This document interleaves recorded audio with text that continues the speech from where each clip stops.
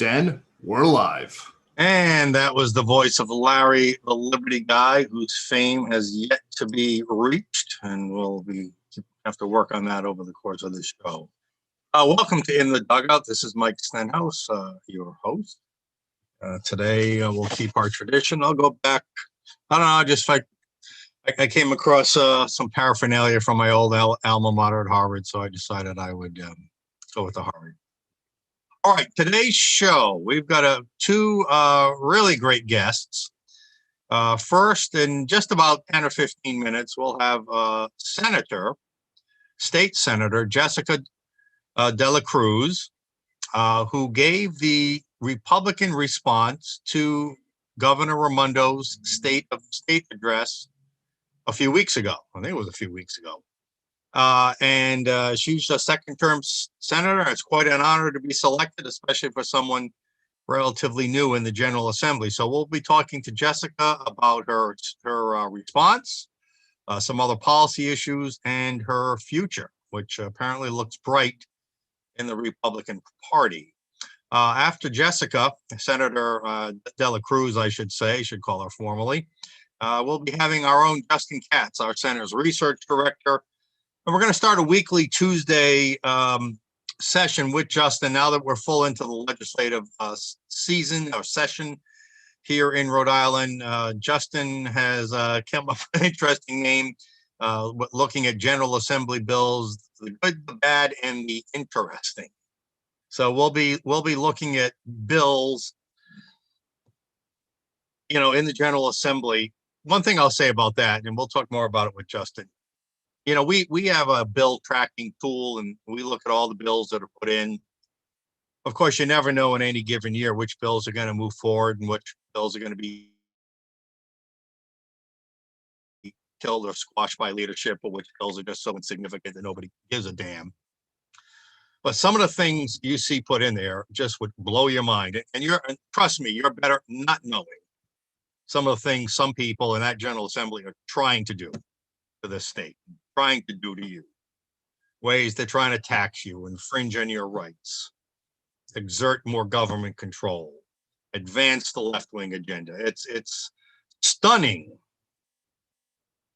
The bills that get voted on, and of course every bill that gets voted on passes. The bills that pass are, maybe 1/10 of the actual bills that get submitted, and maybe I don't even want to take a guess. Maybe 1/5 of the bills that actually receive a hearing. But boy, they try some wacky stuff. So Justin Katz will be looking at some bills a little later in the show. And then we'll finish with then tomorrow we have Representative David Place. We hope on. He's agreed to come on the show. We just haven't nailed down tomorrow's time yet. He's put in a very interesting bill, speaking of legislation, to try to end or limit at least corporate welfare. These handouts we give to companies to try to lure them to our state ends up costing us more in incentives than it does in whatever jobs and income they produce. It's a big scam. It should end, and we're glad to see. And this is a bipartisan bill, and we'll tell you about that tomorrow too. Then Thursday's show. Right now we're on a Tuesday, Wednesday, Thursday schedule. And then Thursday show, we'll, of course, have Dr. Andrew Bostom on to talk about all things COVID-19, which is again in the news. All right, let's get to some just quick hitters first before we bring on our guests. All right, let me share this with you. Just a headline from, why can't I bring this up right now? Let's see, I'm having a little trouble here with my computer. Here we go. Headline: several mayors call on Governor Raimondo to resign. Now, just a couple quick points on that. Our state is rudderless right now. Okay, we have a governor who's likely on her way out to Washington as Commerce Secretary for Joe Biden, but she won't do anything or say anything that might cast shadow on her soon-to-be Senate confirmation vote. She has passed the committee. And we have a governor in waiting, in Dan McKee, who is also powerless. So we are rudderless right now. The reason I bring this up is I thought we were the first group to call for her to resign back when we heard that her confirmation was going to be delayed a little bit, but apparently John Petro on his radio show would call for the same thing before. But again, here's the mayor is now calling for her to resign, saying, listen, Rhode Island needs to move forward. Is that the way she says it, forward? I can't even say it the way she says it. But Rhode Island needs to be move forward, and she's got to step aside. I mean, she can't have it both ways for long. A little bit more on, so just to let you know that we were ahead of the game on that as always. All right, here's another graphic, and this is our favorite first of the week, graphic. We'll probably do this every Tuesday from here on out. But you can see the headlines. These media entities love these after the weekend headlines when they can lump 3 days worth of data to make what's a good situation look bad. Here's the headline from Providence Business News. COVID cases rise by 895, 44 more deaths. So you would think that's not good, but look at these arrows. Everything's going down. The number of cases are going down, hospitalizations going down, deaths are going down. The percentage is going down. Everything's good, but they got to keep scaring you. They have to keep trying to say, and they just love it on Mondays when they can put up that headline that captures 3 days worth of data. Okay, more of the COVID scare or the COVID pandemic, if you want to call it that. Here is another headline, and it's all over the news today. This UK variant, the South Africa variant. Do you get the game? Do you get the game? This is not more deadly. Well, let me show you the next picture first of all. So more contagious and more deadly, probably. Now take a look at this. This is Britain. This was in the Daily, whatever the Daily Times out there, whatever the hell they call it in Britain, the UK Daily News. There's cases dropping dramatically. There's deaths up here dropping dramatically. Here's cases dropping dramatically. It's the UK variant. And if it's more contagious, where's the uptick? Where's the uptick in Britain? If there's no uptick in Britain, why the hell is there going to be an uptick in Rhode Island or in America? They're just trying to scare you. It's ridiculous. Why are they trying to scare you? Because they want you to be a sheeple. They want you to say, yes, Mr. and Mrs. Government, whatever you tell me to do, a horrible situation out there. And if you want to keep controlling my life and telling us how to live our lives and where we can shop and where we can eat and what we have to do and when we can't get together or can get together with our family and friends, yes, big government, we'll do whatever you want. As long as you're scared, you'll say yes. And the media, as we all know, is in direct cahoots now with the big government leftists. Here's you want to see more? Here's yet another one. Op-ed in I don't know who this guy is. He's some kind of former doctor. COVID is here to stay. Okay, so what's the code word on that? That means big government emergency powers are here to stay. See, that's the game. The more they can claim there's an emergency, the more they can claim their emergency powers, the more they can exert government control over you. And the more they can feel like, I don't even know what they want to feel like. But do you see the game they play? And the media plays right along with them. The government has done its best to keep the scare up. You know, we've been trying to flatten the fear here on this show. But there's many others with much bigger megaphones that are heightening the fear.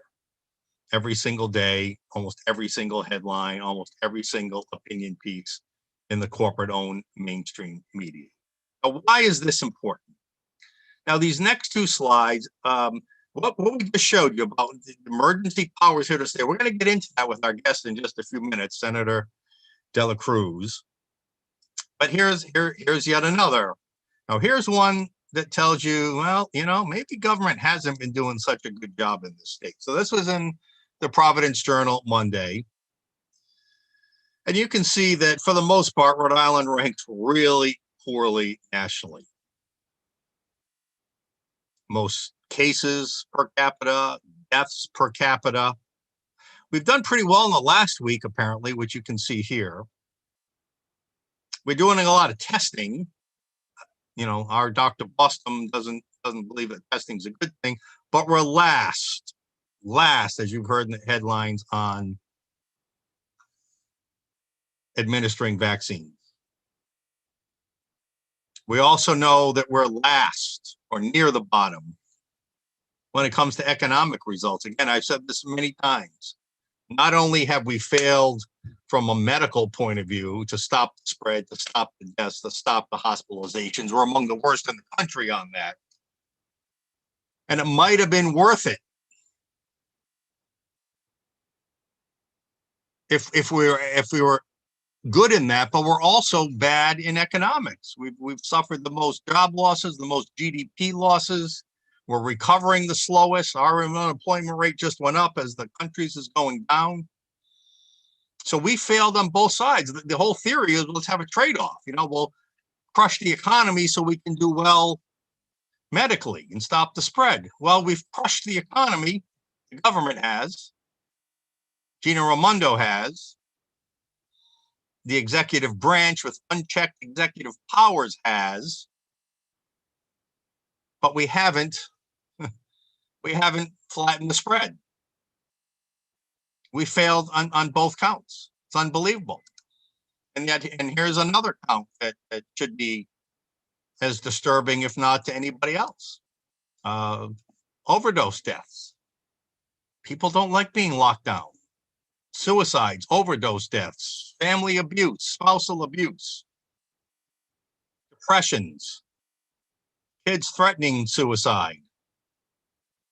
All on the rise, but that doesn't matter. That doesn't matter. And these things are happening, which is the topic we're going to discuss in just right now. Let's bring our guest, Senator Jessica de la Cruz, because one of the things she mentioned in her State of the Union speech is the unchecked power that this governor has, and it's been a failed power. Senator de la Cruz, welcome to In the Dugout. Oh, unmute yourself. There you go. How are you? Hey, welcome. How you doing? If you hear a couple of kiddos in the background, just disregard it, pretend they're not there, but they're going to do their best to use their inside voices. Well, is one of them going to bring you a baseball cap to wear? Well, I can't wear it because then my hair would get messed up, but I did bring one. Oh my God, we can't have that, can we now? No, we cannot. No, not at all. So this is probably going to get me in a lot of trouble, being that I live in Rhode Island, but yeah. Here it goes. Are you ready? Yeah. What do you got? You only have to Dallas Cowboys? Wow. Well, all my fans, in fact, here it is right here. All my fans know, Jessica, that I'm a Green Bay Packers fan. It gets me in trouble in Rhode Island. I have to go. I'm so sorry.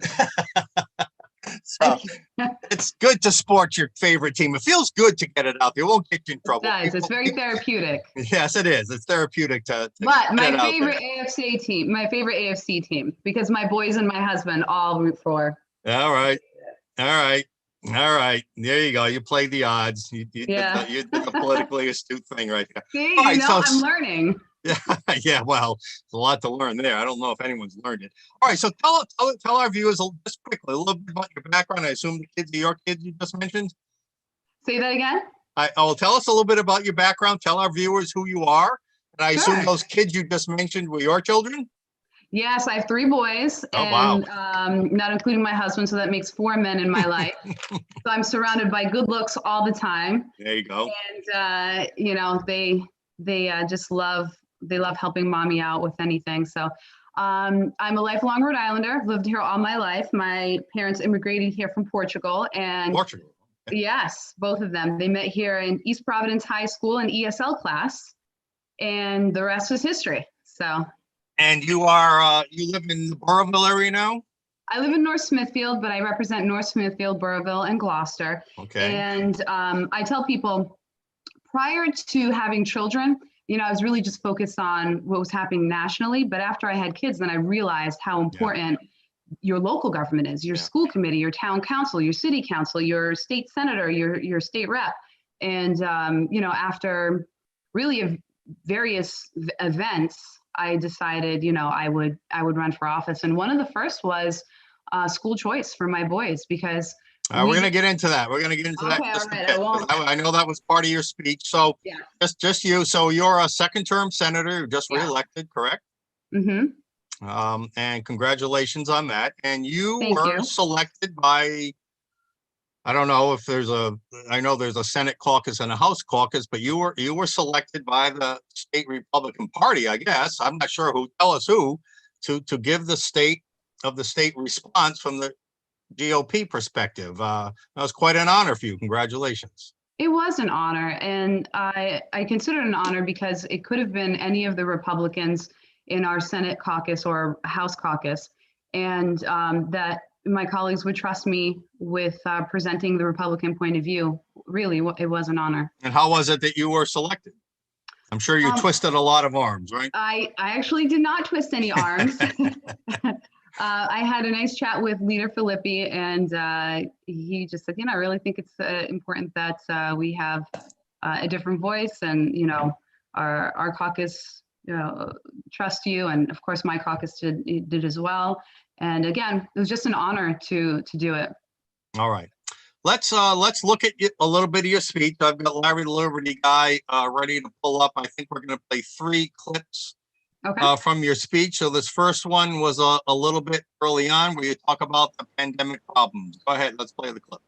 Unfortunately, Rhode Island, like the rest of the country, has been devastated by the COVID pandemic. Families have been shattered, businesses bankrupted, healthcare providers overwhelmed, the education of our children interrupted.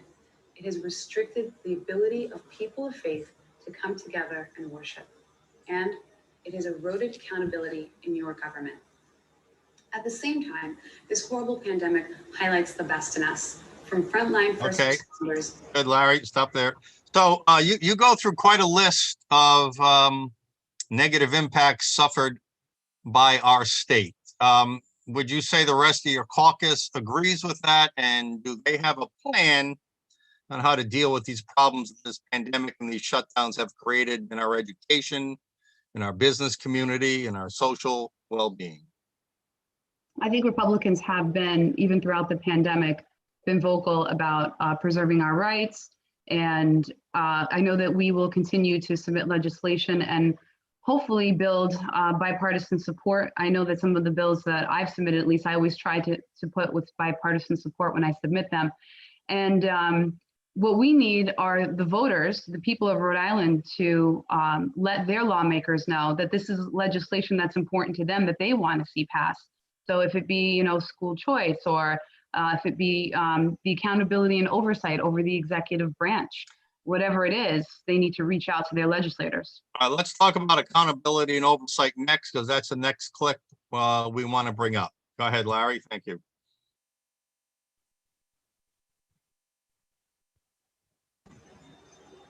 Five points that Republicans will prioritize. First, we need to restore accountability and oversight. A governor's emergency power was always meant to be limited.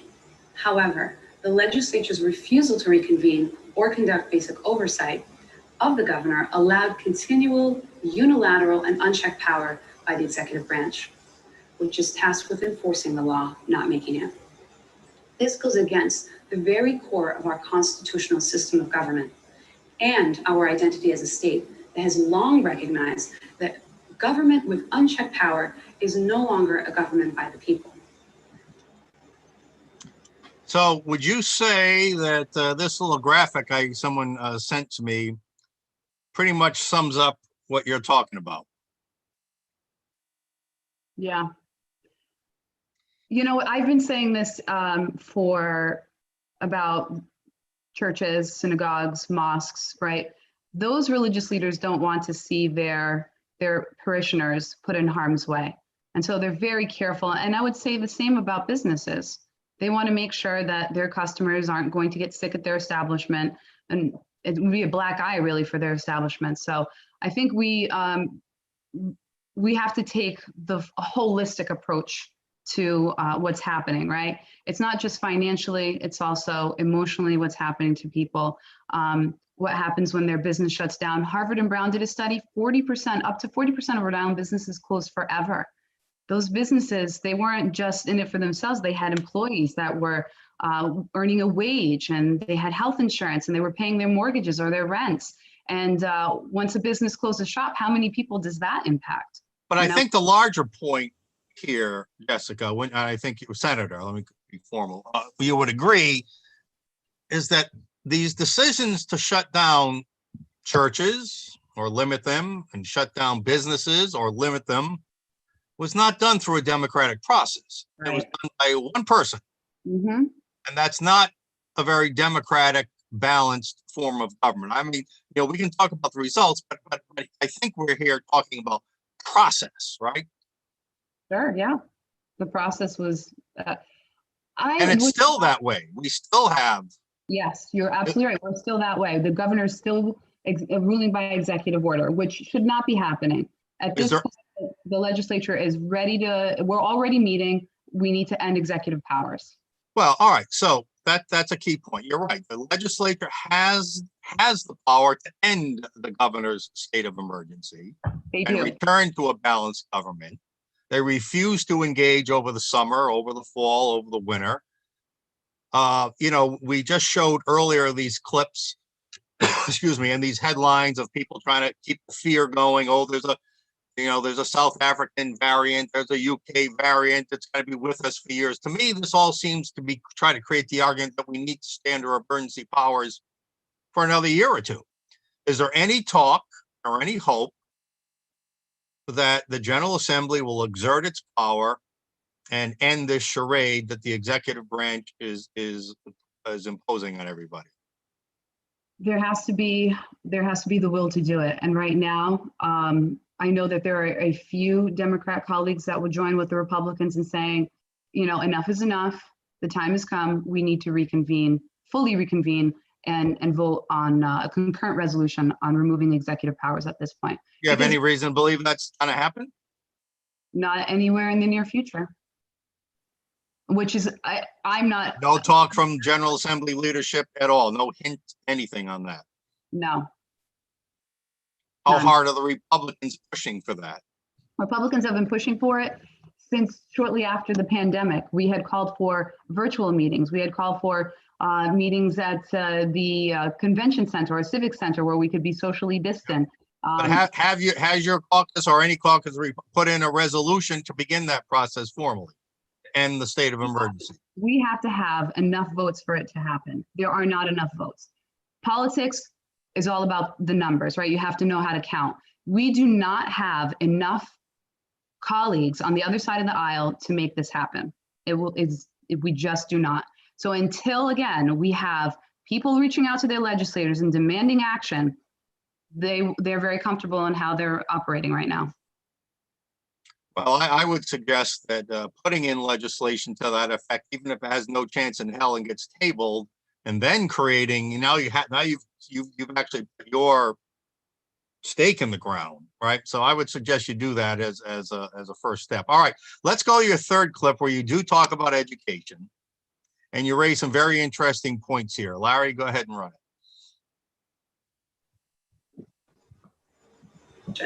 This needs to change. Students have one chance. And this is why Republicans vigorously oppose the proposed charter school moratorium. These charter schools have been one of the few bright spots for many urban children. Yet some of our leaders want to halt that progress. Rhode Island families deserve more choice and ownership over their child's education. Whether it's their school choice, educational freedom, or an educational savings account, Republicans have repeatedly affirmed that access to a quality education is the civil rights issue of our time. We can no longer allow a child's zip code or a family's wealth to determine the quality of their education. So I say to you tonight, Rhode Island, we must stop failing our schools. Now is the time for decisive action. So there's some big ideas in there, Jessica, Senator. Let's start with the moratorium that passed the Senate last week, I believe, right? It did. And just to tell how did you vote on that legislation? Oh, I voted against it, and I was very vocal on the floor. And so was my other colleagues voted no. And there was one other senator, Jonathan Acosta.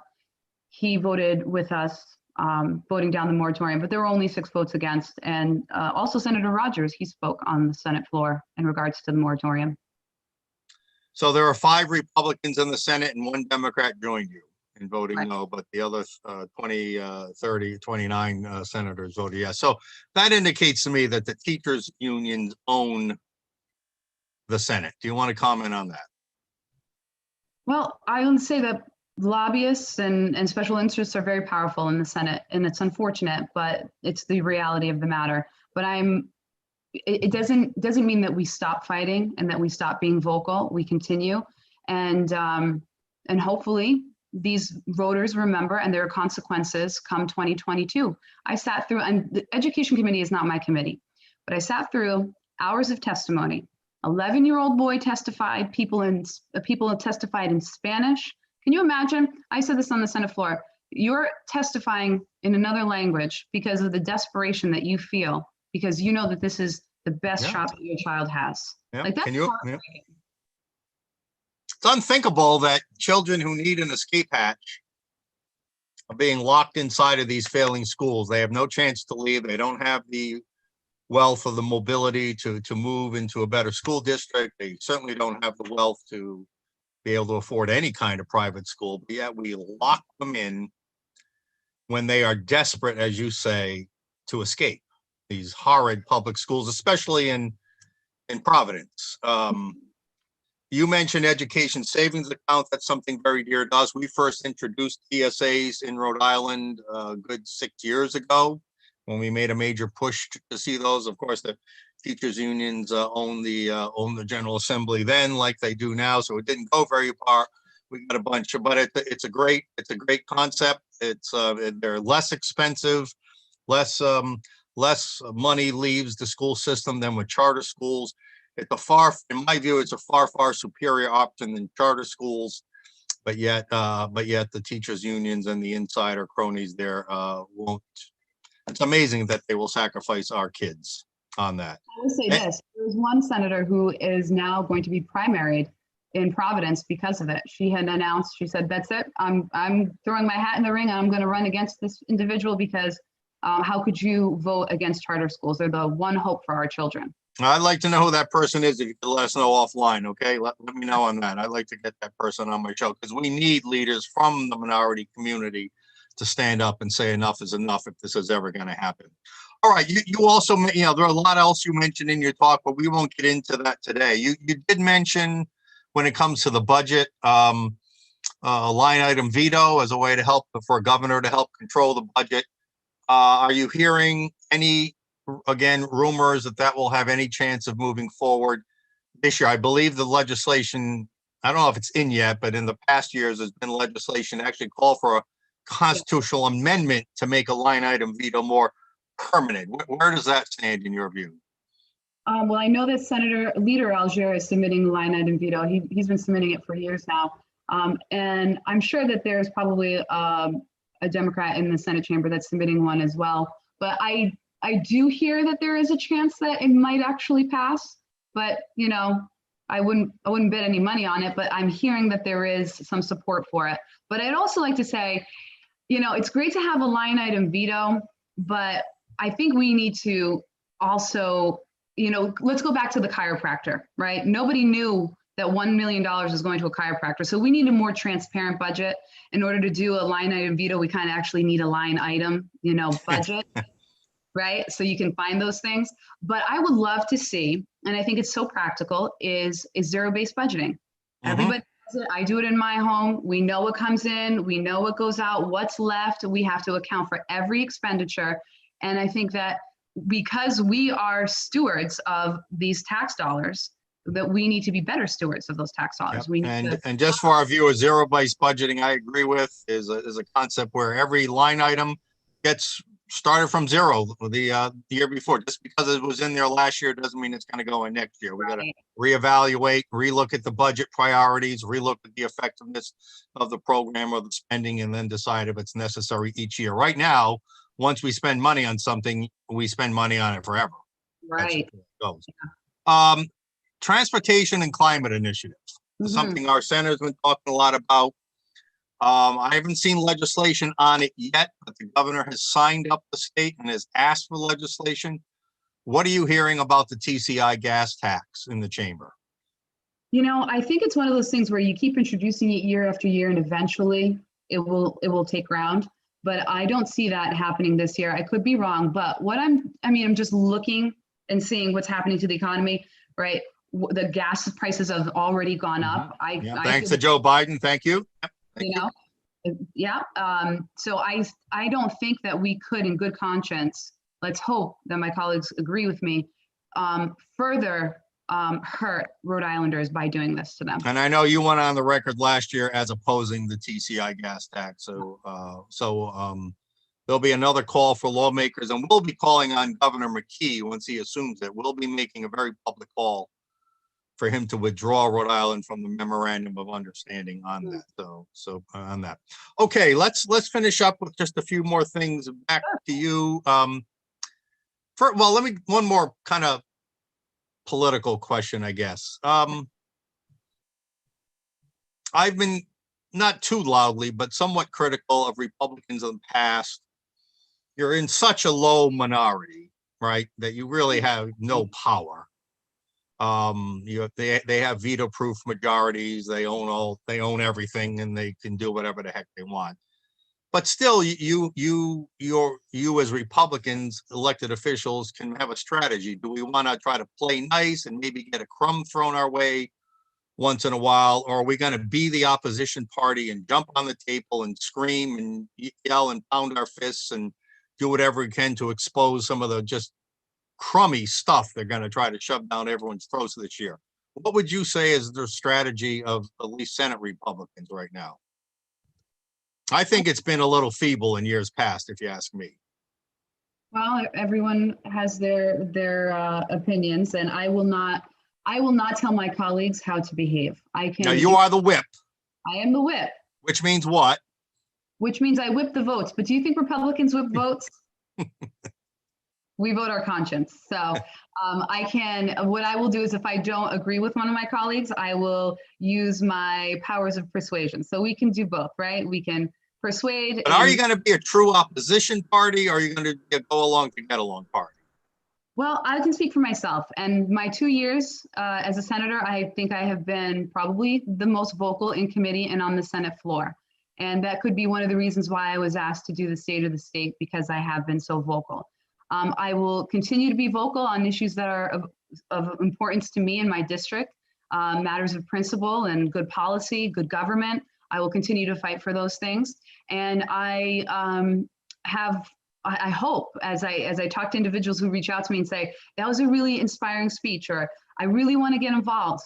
We're hoping to get more people to run for office and to join Republicans in supporting them, if it be through communications or through advertising or through whatever it is. But I think there's a renewed sense of urgency, and I'm glad to see it. So hopefully, all right, good things are coming. All right. So speaking of running for office, since you were selected to give the Republican response, there's been a lot of speculation that Senator Jessica de la Cruz is on the fast track. She's going to be in line for a run for Congress or for state office or even for governor in 2022. What is your future plans? What are they, Senator? I'm going to tell you right now. Here's the scoop for 2022. I'm running for re-election in Senate District 23. Official. Official. And any other speculation? I'm running for Senate District 23. Represent my beautiful towns, Burrillville, Gloucester, North Smithfield. Well, that pretty much ends the speculation, doesn't it? Where are you hearing these things, Mike? Oh, a lot of people. Rumors. A lot of people cheering you on right now. All right. Senator De La Cruz, thank you. We listen, we invite you back. You are a eloquent voice, and we'd love to get the Senate's perspective on things that are happening. And if you don't mind, we'd like to invite you back, whether it's your bill that you're supporting or somebody else's bill that you're opposing. And that goes for any of your Senate colleagues as well. And if you have something that you think is important for Rhode Islanders to hear, we'd love to have you back. So thank you for your time today, Senator De La Cruz. Appreciate it. Bye-bye. Okay. So where am I hearing stuff from? Well, I'm hearing from a lot of people saying that is an up and coming star in the Republican Party. I thought she did great. A lot of people told me, she hadn't done a lot of media and all that. I thought you did fabulous. I haven't checked out her voting record. I'm sure it's quite good. So Jessica De La Cruz, Senator from North Smithfield, Burrillville, and I think she said Gloucester, but mostly I think Burrillville is the largest county. All right, let us move on now and let us bring our own Justin Katz. Oh, what is that backwards? See, this guy's got much more high tech than me. He's all right, Justin, there you are. Welcome back to In the Dugout. Thanks for having me back. All right, you got a cap to wear today? Yeah, I'll just stick with my tried and true. Get closer, can't see it. What is it? It's Anchor Rising. Anchor Rising. Anchor Rising, for those of you who don't know, I mean, Justin, you were one of the first conservative bloggers in the whole country once the internet started, weren't you? Well, yeah, pretty close. I was in that first wave of people trying it out. Couldn't make it in the real publishing world, I guess, and gave that a try. Well, you were doing that as a side, right? While you were doing other full-time work. And it was a great website. And I think I'm going to pat myself on the back. It was the best move we made is to bring you on, not only to start the Ocean State Current blog, which you still run and contribute to, but also to be our center's research director. And it's, how long has it been now? 8 years or so? Something like that. Maybe 9. I mean, what year is it? I don't know. Yeah, I know. We started in 2011, and I think you came on board in early 2012. So yeah, it's 9 years. Holy crumb. Holy crumb. You put up me for that long. That's and for those who don't know the inside story, that's quite an accomplishment for Justin. Okay. Well, in my defense, we tend to work remotely, so it's it's okay. So I can't get in your hair too much. Yeah. All right, so we're going to start a new feature with you. I like the name you came up with, the good, the bad, and the interesting, right? So let me first say that we're going to discuss a few bills today with Justin, just to give you a flavor of what's going on in the General Assembly that have caught Justin's interest. But we have a website that we invite you to go to, rifreedom.org/bills. And on that page, bills that Justin and I and our staff have selected, we call it bills to track, are on there. And you can click on a bill and read a little bit more on it, or actually click on a bill link and it will take you to other information about the bill and any actions or votes on the bill. So it's a really cool website. We invite you to go there, rifreedom.org/bills. All right, so looking at this page, Justin, what is the first bill that, and I'm going to sort, they are sorted over there, that you would like to talk about? Well, the first one I wanted to bring up was the good. And I have a feeling in these segments, the good is going to be probably the hardest one to come up with because there are very few good bills. But it's 5099. That's a House bill by Patricia Morgan. Here it is right here. And that is basically, I mean, it wouldn't do all that much. It's a resolution to basically condemn the attacks of big tech on freedom of speech, calls for cancellation. And so this bill by Patricia Morgan calls for the General Assembly just to say that's wrong and these policies should be reversed. Now, the reason I chose this is, one, it's important for our elected officials to stand up for our civil rights. But with rumors that, say, Amazon might open up a giant warehouse in Rhode Island, these rumors float around the country. Johnston is the rumor, right? Yeah, exactly. If that were to happen, Amazon would instantly become one of the main insider players in Rhode Island government. And so I think it's important for legislators to be right at the top of right on the cutting edge, saying, yeah, you've got to respect our citizens' rights. It's a long shot in Rhode Island. And that shouldn't be, I mean, you know, even though these big tech companies have certainly seemed to take a one-sided partisan view of things. Standing up for civil rights, as we've seen occasionally from even leftist groups like the ACLU, should not be a partisan thing, right? I mean, Democrats and Republicans each swore the same oath to defend the Constitution, didn't they? Yeah, it should be an easy call, but in the past, I want to say 15 years, it's really that the idea that everybody has freedom of speech. I mean, we're seeing it in Washington with it seems to be an attempt to declare conservative speech hate speech or terrorism or that sort of thing. It seems to be the trend, and it's very dangerous. So hopefully for a while, we'll still have legislators willing to put in bills and stand up for freedom of speech. I suspect if the ideology were to start to flip, then we'd have tons of calls, and the ACLU would be straight out there fighting for Now, it. in all your years of blogging, whether it's been with the center or on your own, and I don't think they were doing partisan canceling back in the early 2000s when you started your blog at Anchor Rising, but have you ever been canceled? Well, I've had you put some pretty extreme views out there. I mean, yeah, in a professional way, but you're a pretty conservative guy, right? Yeah, well, I think two things have changed. When I started, blogging it's disaggregated, which means anybody who can afford a web host or even do it for free can get out there and blog for free, and there's no centralized group to say this is forbidden. With Facebook especially, once Facebook and Twitter started to suck away that blogger audience, that became very dangerous, because now you've got Facebook, Twitter, and the others who are able to say, gavel down, that's it, you're banned. But I've noticed, especially since the Supreme Court ruled on same-sex marriage, disagreeing with the mainstream narrative of the left is just not allowed. And so I've been banned from Twitter for periods when they've found stuff, say, with controversial opinions like, oh, hey, look, the Greeks used to say there were multiple types of love, and maybe we should talk about that and think about it in public policy. That was forbidden from Twitter. So they reversed that, but I've just given up on Twitter myself. I don't think it's worth it. Well, I'm going to show you how smart I am. I know that filial is one of those kinds of loves. So yeah. And was there 4 kinds, I think? I'd have to reread my post now. These things are hard to keep in your head. Yeah. All right, let's go back to our bill sheets and on rifreedom.org/bills.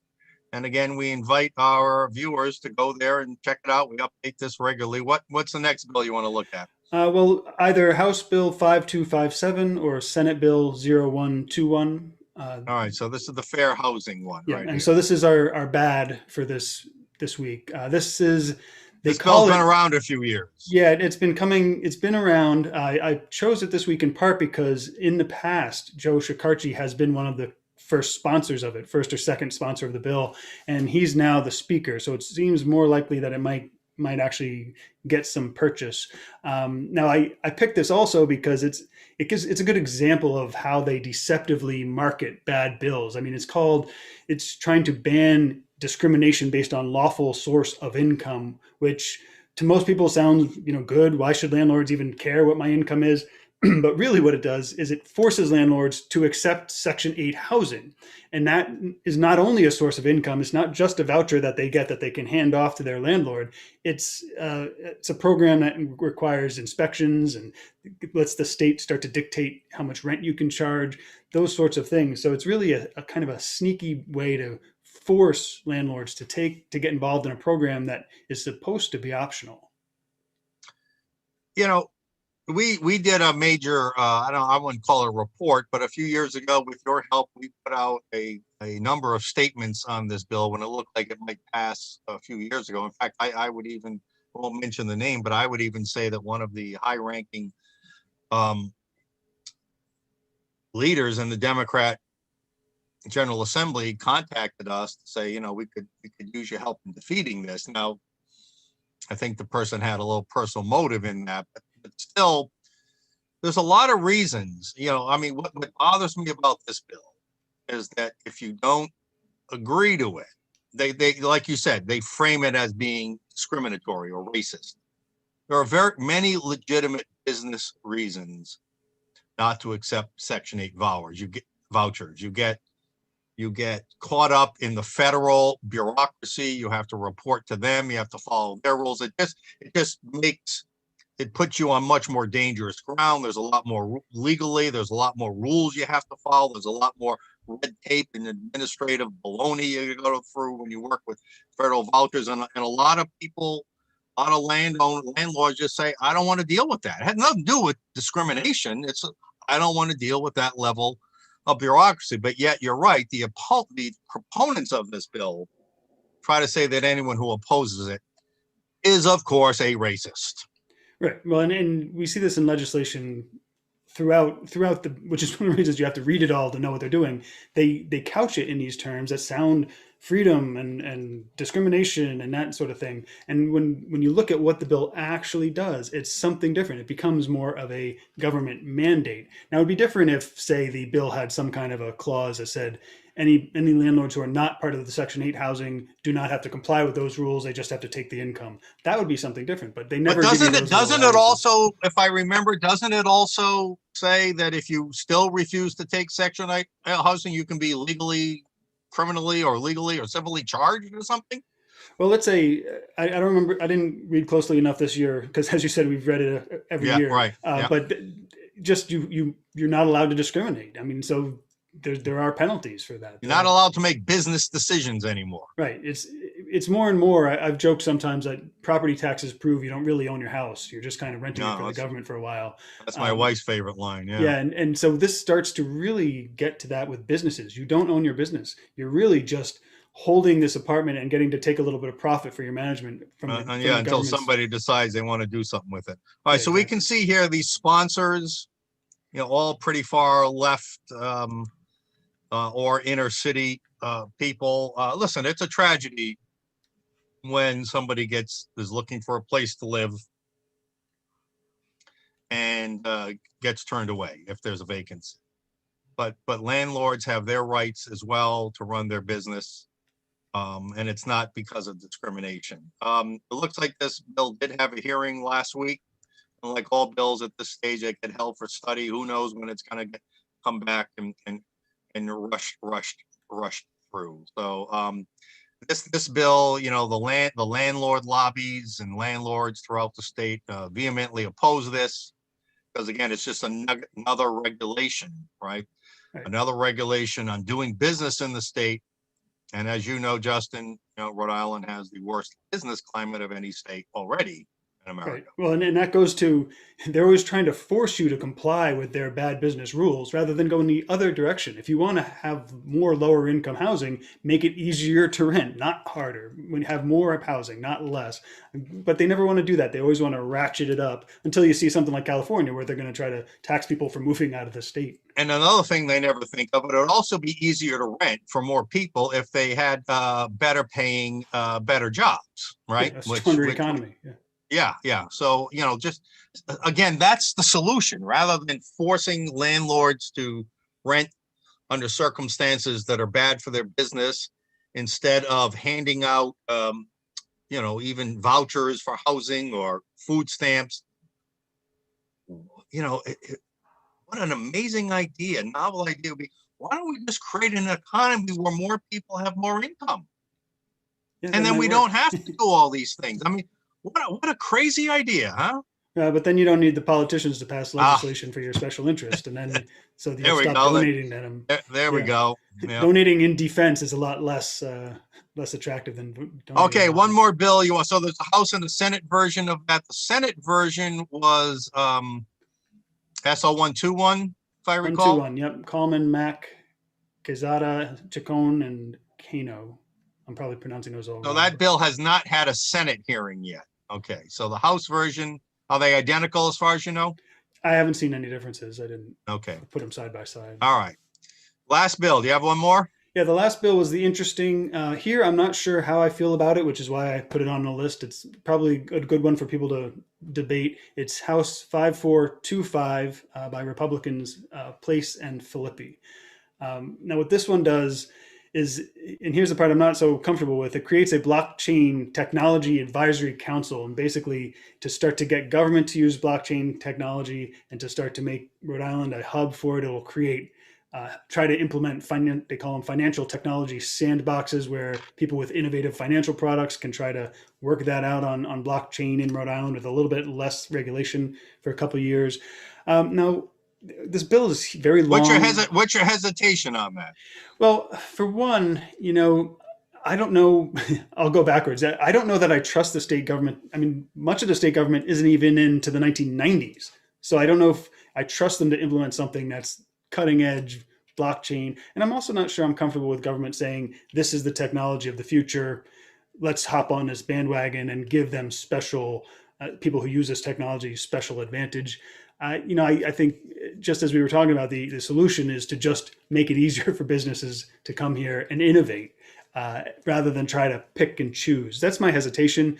But on the other hand, it's good to be trying to think of ways we could innovate, try to get the state to catch up with the times a bit. So that I think is good. And I put this down as just to watch, because I'm not sure whether at the end of the day I would want to support it or oppose it. But well, it's interesting. This bill was first sent to House Finance, and then it was sent to House Corporations.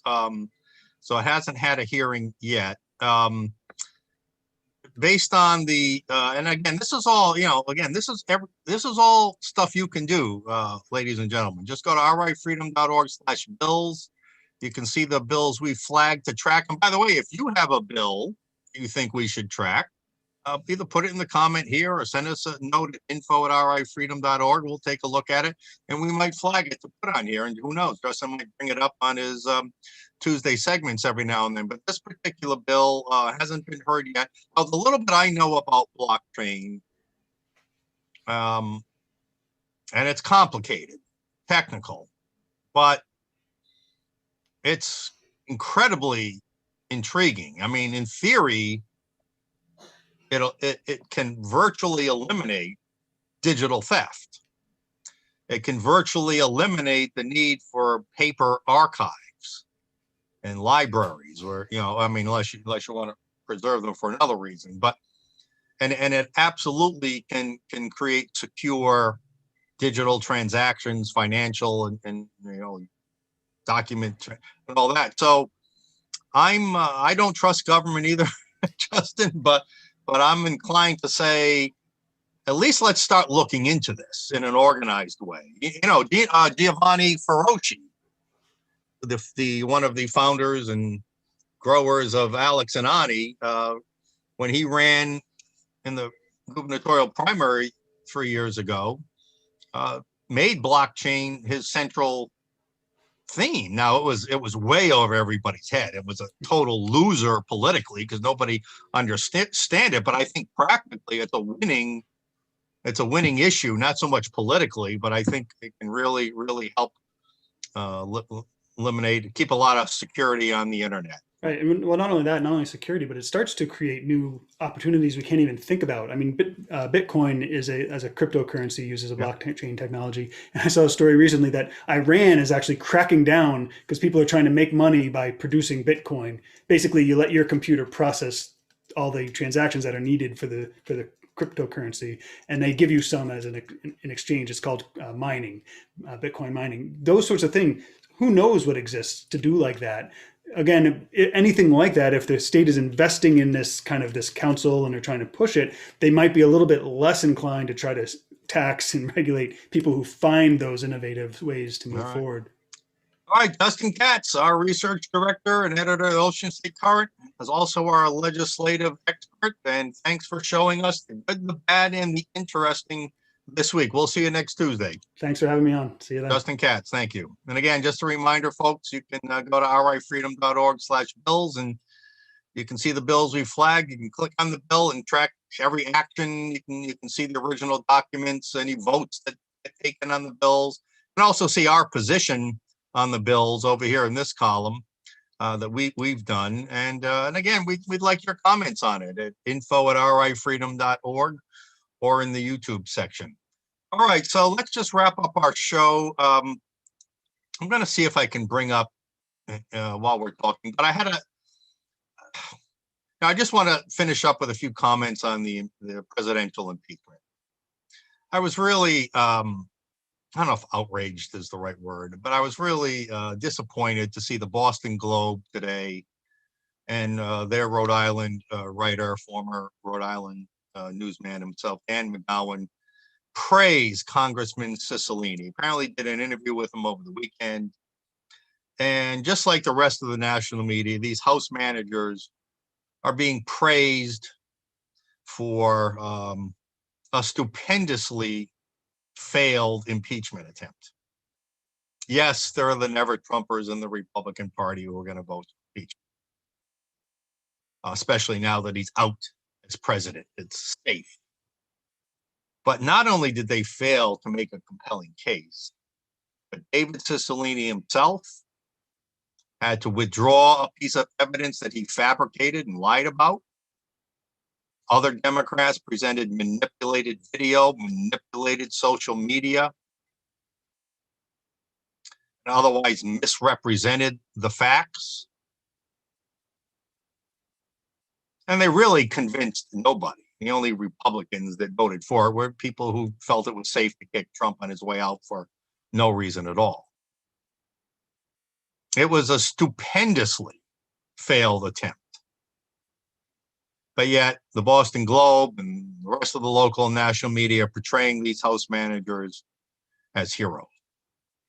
So I got into a little Twitter back and forth with, I made a comment on that, how disappointed I was in Dan McGowan's piece, which praised him as if he was some kind of noble hero on some kind of noble quest or something like that, when they just cavalierly made up stuff. I mean, if that happened in a real court of law, there would be fines, you might be disbarred, you might be criminally prosecuted if you made up and purposely manipulated data and then tried to present it to a court. Well, they made up, purposely manipulated evidence and presented it in a Senate trial and to the American people. You should not be praised as a hero for that. Just because you hate Donald Trump doesn't justify breaking the rules of law, breaking the rules of decorum, and thinking you're justified in doing so because you hate somebody so much.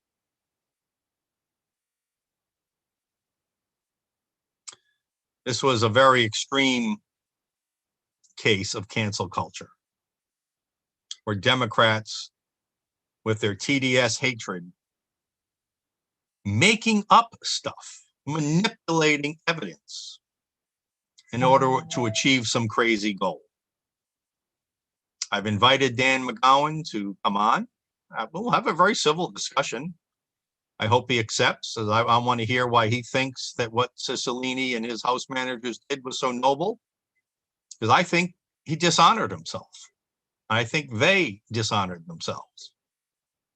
And I'm not going to bring up Twitter because, you know, the people, the anti-Trump people on Twitter are so obnoxiously childish, so unobjective, slanted in their opinions that they tweet behind the safety of their keyboards as cowards. They tweet the most irrational and just childish things, often profanity.